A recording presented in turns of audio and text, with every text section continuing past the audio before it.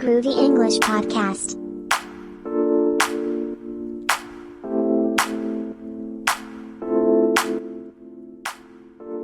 Hey everyone! Welcome to the Groovy English podcast, where we make learning English fun, relatable, and totally approachable for all you awesome folks out there. I'm your host, Chloe, and I'm absolutely pumped to dive into today's episode. And I'm Aiden, bringing the energy and some practical hacks to level up your English game. Whether you're chilling at home, hustling at work, or out with friends, we've got you covered to speak with confidence. Love that vibe, Aiden. Today we're tackling a topic that resonates with so many of you. Why are you afraid of speaking English? If you've ever felt your mind go blank or your heart race when it's time to talk, this episode is for you. Plus, stick around for Emma's Corner at the end, where we'll recap key vocab and phrases. Oh, and don't miss our free PDF with all the vocab and phrases from today's episode. Grab it in the description. All right. Aiden, you ever had a moment where you knew the English words, but your brain just hit the panic button? Oh, for sure. I was at a coffee shop in Seattle trying to order a latte. The barista asked what I wanted, and I just froze. I knew latte and oat milk, but I was so scared of saying it wrong, I couldn't get a word out. It was like my brain shut down. Been there. I was trying to ask a coworker a question once, and even though I knew the words, I just stood there, sweating. What's causing that freeze?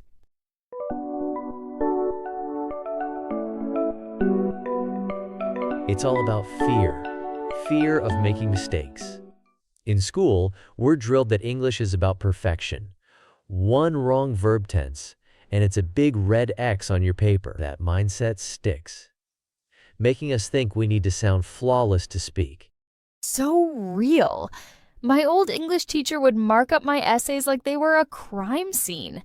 It made me feel like I had to be perfect to even try, but here's the thing. Native speakers don't sweat small mistakes. They'll say stuff like, "I seen that show," instead of "I've seen," and nobody cares. Exactly. And here's a crazy stat. 96% of English conversations worldwide are between non-native speakers. Your English doesn't need to be perfect. It just needs to work to get your point across. 96%? That's wild. So, most people speaking English aren't even native? That really takes the pressure off. But I know a lot of us still get nervous about speaking English. What else makes us feel that fear?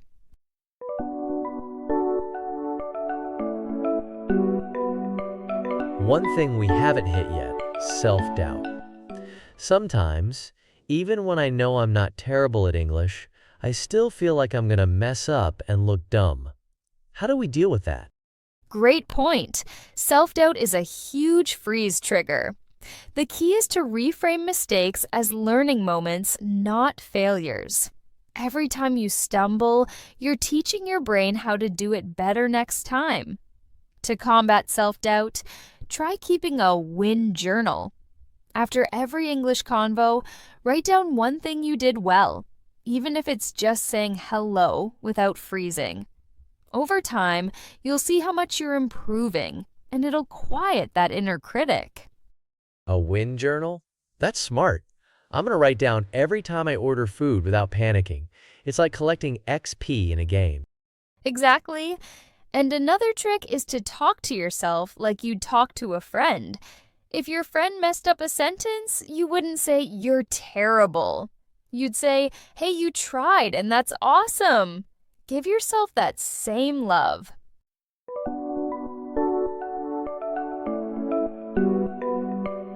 All right, let's dive in. What specific situations make people freeze up when speaking English? What's really tripping us up? Good question. One big trigger is speaking in front of a group, like in a class or work meeting. All those eyes on you can make your brain scream, "Danger!" Another is talking to someone you think is better at English, like a native speaker or a super fluent colleague. You feel like they're judging you. A third is being put on the spot, like when a cashier asks for your order or a teacher calls on you unexpectedly. The pressure to respond fast can paralyze you. That on-the-spot one is brutal. I was at a restaurant once, and the server asked, "What kind of dressing?" I knew ranch, but I just blanked because I had to answer right then. How do we handle those moments?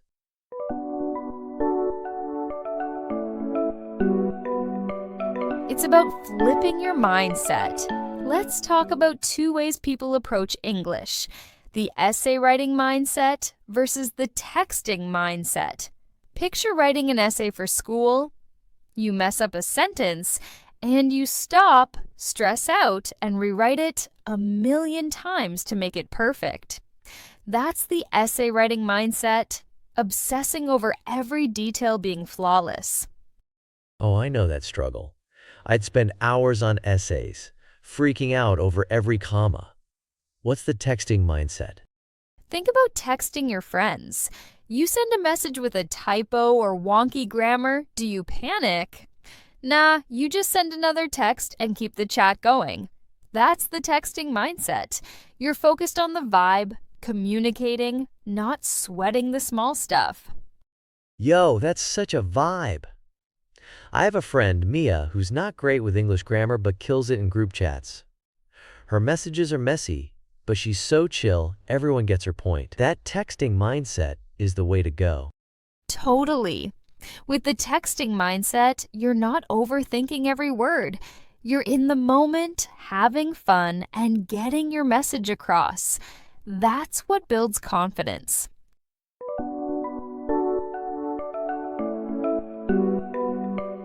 Let's dive into 5 practical tips to beat the freeze and build unshakable confidence, with some extra juice to make them super actionable.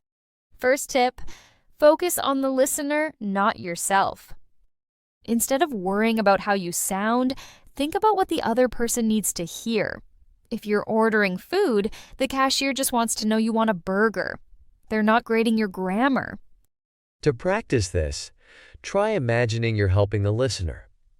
For example, when asking a question in class, focus on what you need the teacher to clarify, not on sounding perfect. Start small by practicing with a friend or even a stranger in a low-pressure setting, like asking for directions. Love that. It's like, just give them what they need and you're good. What's next? Second tip, aim for the result, not perfection. Keep your eye on the goal, communicating your idea. If you want to ask for help at work, it's okay if your sentence is clunky, as long as your coworker understands. To build this habit, set small, clear goals for each conversation. For instance, tell yourself, today I'll order coffee in English even if I stumble. Celebrate getting the result, like the barista handing you your coffee instead of nitpicking your words. Over time, you'll care less about mistakes and more about winning the convo. Yes, it's about the result, not the blooper reel. Tip number 3, Treat speaking like texting. Approach English like you're texting a friend, relaxed and fun. If you mess up, no biggie, just keep going. To get into this mindset, try speaking English in casual settings where mistakes don't matter, like chatting with a friend or narrating your day out loud. For example, while cooking, say, "I'm chopping onions now," even if it's not perfect. The more you treat English as a playful tool, the less you'll freeze. Bonus. Try mimicking the chill vibe of your favorite influencers or characters in English to make it feel natural. Yo, that's dope. I started narrating my gym routine in English, like time to crush these squats. It's fun and makes me less stressed. Tip number 4, Memorize go-to phrases for tough moments. Having a few ready-to-go phrases is like having a safety net for high-pressure situations. For example, memorize phrases like, "Can you repeat that, please?" for when you don't understand, or "I'd like a coffee with milk" for ordering. To make this stick, Write down 3 to 5 phrases for situations you face often, like ordering food or asking for help. Practice them daily until they roll off your tongue. You can even record yourself saying them to build muscle memory. These phrases give you a confident starting point, so you're less likely to freeze. That's such a clutch tip. I used, can you say that again, so much when I started, and it saved me. Last tip? Practice in low-stakes settings. Build your confidence by speaking English where the stakes are low. No judgment, no pressure. Start by talking to yourself in English, like describing your plans for the day or what you're eating. Then, level up to casual convos with friends who won't care about mistakes. You can also try apps like language exchange platforms to chat with other learners. To make it fun, set a daily challenge, like saying 5 sentences in English before bed. The more you practice in these safe spaces, the more natural speaking feels when the pressure's on. Yo, I love that! I started describing my video game sessions in English to myself, and it's made me way less nervous in real convos. Those tips are fire. All right, here's a challenge for our listeners. Today, try speaking English without worrying about mistakes. Order food, chat with a friend, or narrate your morning routine in English. Just focus on getting your message across and have fun with it. You've got this. And here's a pro tip. Record yourself speaking. It's like checking your progress in a game. Feels awkward at first, but you'll see how much you're slaying it, and it's super motivating.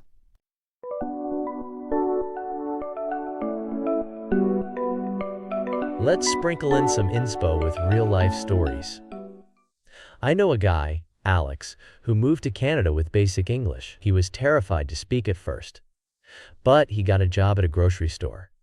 He had to talk to customers, so he just went for it, mistakes and all. Now, he's so confident, he's training new employees and even joking with customers in English. That's legit. I met a girl, Sophia, who was super shy about her English but joined an online cooking community. She started sharing her recipes in English, even though her grammar was simple. Over time, she got so comfortable, she's now hosting live cooking streams in English. It shows that just diving in, even when it's scary, pays off big time. Love that. These stories prove you don't need to be perfect. You just need to start. Our listeners can totally do this. This has been so good. Before we wrap, let's head to Emma's Corner for a recap of today's vocab and phrases.